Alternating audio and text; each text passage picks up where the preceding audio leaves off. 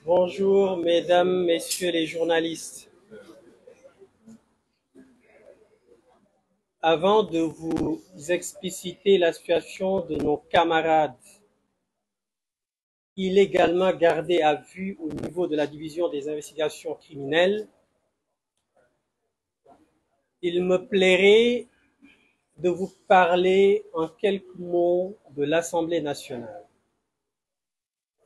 Doyen Habib parlait tout à l'heure d'un problème de cerveau du président de la République, mais je pense que ça devient une maladie générale chez eux. Je ne sais pas si vous vous rendez compte, mais cet épouvantail, il ne sait absolument rien faire. Revoyez les images de l'Assemblée nationale. Le secrétaire général n'arrête pas de lui laisser, de lui écrire des mots parce qu'il ne sait pas ce qu'il doit faire. Il n'arrête pas de se pencher à côté de lui pour lui demander ce qu'il a à faire. C'est triste. On en est arrivé à ce point-là. Mais cela ne nous surprend pas du tout. Aujourd'hui, il n'est pas le président de l'Assemblée nationale. Et celui qui est désigné comme président du groupe parlementaire ne l'est pas. Même, je peux même vous dire que le Premier ministre n'est même pas le Premier ministre. Il y a un faucon, li wolof di wax mooy buur mooy bummi mooy waay soosu nga xam ne ni tur bi sax bëgguma ko tudd te nee nañ xaw ma Ngom la sant xamul mu sant kooku moom mooy président assemblée nationale moom mooy président groupe parlementaire te kooku jàpp leen ne mooy premier ministre. li am assemblée nationale ñu dem ba nga xamante ne ni Sénégal dëkku Seydi Hadji Malick Sy dëkku Serigne Touba Khadimou Rassoul dëkku Baye Niass Mame Limamou Laye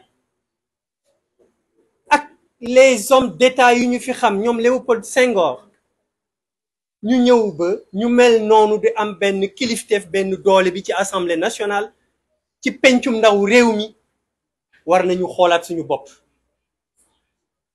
war nañu xoolaat suñu bopp bu ñu demee ba ay député jigéen ñu ne leen yéen seen rôle seen cër mooy toog leen di tàccu di saaga war nañu xoolaat suñu bopp. bu ñu demee ñu war a commencer législature bi mais dañuy wax violence mais nguuru Macky Sall mandarga bi mais violence la. léppam lu mu def violence ci violence la ko teg mun a nekk violence économique wax nañ ko sànq violence sociale violence politique bu ma déggee ñuy wax les députés de la coalition Yewwi Askan Wi dañu violent dañuy saaga rek mais man j'ai l'impression que li ñu jàpp ne feebaru bopp boobu dafa généraliser ci ñoom mais loolu daf koy firndeel. mais le président Macky Sall maa ngi ko doon wax ci Yoff lan la commencé législature bi mooy violence jël jigéen ak jigéen fi ko sunu borom teg jigéen lu mu représenté ci askan bi mu jël jigéen wërloo ko Sénégal ñu di ko xalamal di ko woyal mu di ñu saaga di ñu yàq lu nekk moom mu dem ba xam ne kooku gañewul moom mu def ay subterfuge am ba sàcc élection yi ñëw ne ko waxoon ko ne ko bu ñu demee ba gagné bi nag mën na nekk gagné normal comme mën na nekk gagné sàcc mais comme mënuloon gagné normal mu sàcc donc lépp gagné la ci gagné la koy tuddee mu ne ndaw soosu yow de yow laa waxoon yaay nekk le président de l'Assemblée nationale des jours des semaines muy jàll kooku def ci boppam ne moom mooy nekk président de l'Assemblée nationale. waaw ñu ñëw ba session bi war a commencer 15 minutes avant mu woo ko ne ko finalement doo ko nekk épouvantail laa fay teg mais loolu lan moo ko gën a nekk violence am dafa yaakaar violence ay dóorante la mais c'est d'une violence inouïe et yéen ñëpp gis ngeen li xew cette brave dame bi ñu ko waxee loolu mais àndatuloon ak sagoom ci jigéen nga ne da nga ormal jigéen da nga teg jigéen place am jóge ci loolu jël groupe bu jigéen ne leen yéen soxlawuñ leen lu dul ngeen di saaga di ñàkk orma kilifa diine yi waaye loolu bettuñu ndax ñooñu dañoo matérialiser li Macky Sall waxoon. À l'aune de son mandat, il avait simplement précisé que les chefs religieux n'étaient que de simples Sénégalais ordinaires. loolu la gëm jógu ci loolu la gëm ba léegi jógu ci te li mu gëm jógu ci loolu la xamal ñi mu àndal ci it ñoom it loolu la ñu gëm moo tax nag ñu war a jóg taxaw xam ne kii jiite réew mi ci taal ko la jëm parce que xam na ne askan wi duñ ko bàyyi mu présenter waat une troisième candidature. pour ma ñëw ci suñu camarades yi nga xam ne ni dañ leen a garder à vue illégalement au niveau de la division des investigations criminelles.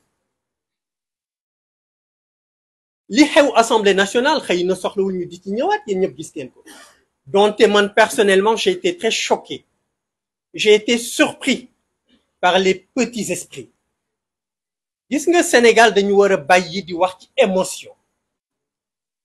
Serigne Pape Malick Sy dafay wax ni Sénégal suñu lay tooñ dañuy jël seeni loxo nëbb seeni bët jël seeni baaraam fatt seeni nopp boo fayee ko nag ñu takk rajo yi amee la et c'est exactement ça. ndaw soosu bi muy wër di saaga député yi booba ana les émotions ñi nga xam ne ni dañu mettre en avant seen émotion fan la ñu nekkoon. L'épouvantail, il était où? La momie, il était où? Mais ñoom ñoo ko xam. La dame, victime là en réalité. Cette pauvre dame, c'est une victime. ñoom dañ ko def comme chair à canon. moom ak ay morom ñu ne leen dee leen saaga xas leen wax leen lu leen neex bu ñu réagirul nag ngeen xool ci ñi nga xam ne nii mooy waa PUR te Déthié wax na ko. Macky Sall li mu waxoon il va réduire l'opposition à sa plus simple expression. Il a même parvenu à démanteler certains partis politiques. Et depuis plusieurs années, il laissait avec le parti PASTEF. Jusqu'à présent, il n'a pas levé le pied. Il s'est dit, il va s'y mettre pour démanteler le parti PUR. Mais c'est parce qu'il a absolument rien compris. Macky Sall ak ñi mu àndal seen fukk mënuñu démanteler parti PUR. lii ñuy def nii yëngaluñu mais nag na xam ne lu mu ko jaralit jaral nañu ko. na def lu ko xelam may ñu nit danañu def lu ñu suñu xel may. am na loo xamante ne nii na xam ne duñu ko nangu tey duñu ko nangu ëllëg. naka la mën a ne dafay jàppalu ay député yoo xamante ni dañu xeex ci hémicycle bi Assemblée nationale. mais ñaata yoon la xeex foofu am. Est-ce que le procureur s'est déclaré compétent? Parce que l'épouvantail a dressé un procès-verbal extraverti, procès-verbal boo xam ne ni ay kat ci kese la. li xew jëlu ci waxu ci dara lu dul la ko neex moo di Massata Samb dafa taxaw ci perchoir bi ba mu neex ko rek subitement nee na subitement mu wàcc rek pes ndaw si. mais xanaa sax xale yi feragul yi doon seetaan télé xam nañ ne loolu du dëgg. Massata Samb ba muy wàcce mais ndaw si moo tax mu wàcce moo ko wax li tax mu wàcce donte leader yi wax nañ ko amul kenn kuy légitimer violence. waaye bu ñu la tooñee mais bul xam ki ngay tooñ bu demee ba sës nu muy fayoo. yow del tooñ rek dëkk ci waaye bul xam mu ki ngay tooñ bu demee ba sës nu muy fayoo. heure bu fayoo nag day metti. ñooñu xeexoo ci Assemblée nationale góorante moom mu yëkkati chaise sànni leen. mais une chaise c'est une arme. c'est une arme. Et pourquoi l'épouvantail n'en a pas fait part dans son procès-verbal? waxu ko benn yoon. waxul saaga yom doon saaga en commission. waxul saaga yi mu doon saaga ci biir plénière bi. waxul ñàkk orma bi mu ñàkk orma Serigne Moustapha te foofu danaa ci wax tuuti. mais ndaw sos du Serigne Moustapha rek la waxal bépp kilifa diine la waxal. bépp kilifa diine la waxal, waxul rek Serigne Moustapha Sy. moo tax kilifa diine yi ne ñoom ñëpp ku ci nekk jóg xamal leen ne lii ñu bëgg mu am duñu ko nangu te du fi am. Massata Samb ak Mamadou Niang dawuñu benn yoon, wax naa ko waxaat ko. waaw kii daw mooy xanaa ki nga ne kaay ma convoqué la nga bañ ne du ma ñëw, mais ñoom convoqué wuñ leen, yóbbuwuñ seeni kër ay mandat d'amener, mais rien du tout, dara amu ci. ñooñu xeex assemblée nationale ñii gaañu ci, ñu am kenn ki am certificat médical avec ITT de 10 jours, keneen ki am certificat médical avec ITT de 21 jours, ñu toog seeni kër di noppalu, ñuy détacher seeni escadron de gendarmerie, de police, ne nañ leen wax ci dëkk bi. Mais qu'est-ce qui était plus simple d'aller les convoquer, ne leen yéen am na ku leen porter plainte ñëw leen wuyu, mais defuñu loolu. mais li gën a graaw ci affaire bi moo di ñooñu bi ñu demee ba retrouver seen santé à un niveau bien considéré, mais ñu dem defi seen liggéey, mooy dem assemblée nationale fekkee déclaration de politique générale.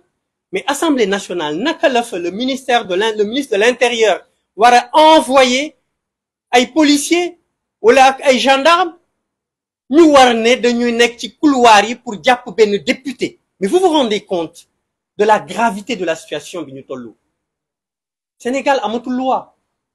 Sénégal benn loi moo fi am, mooy le droit Macky Sall de ci wax na ko sànq. li ko neex mooy am, li ko neexul du fi am. loolu nag yéen ñi ko fal, ne man day voté wul ma ko woon, yéen ñi ko fal ak ñi ko falul xam ne loolu moo am actuellement Sénégal. Macky Sall lu ko neex, parce que député yi ñu jàpp garder leen à vue illégalement. Ils ont été entendus hier de 10h à 19h. Et je n'ai rien contre les éléments de la division des investigations criminelles. C'est des gens très humains.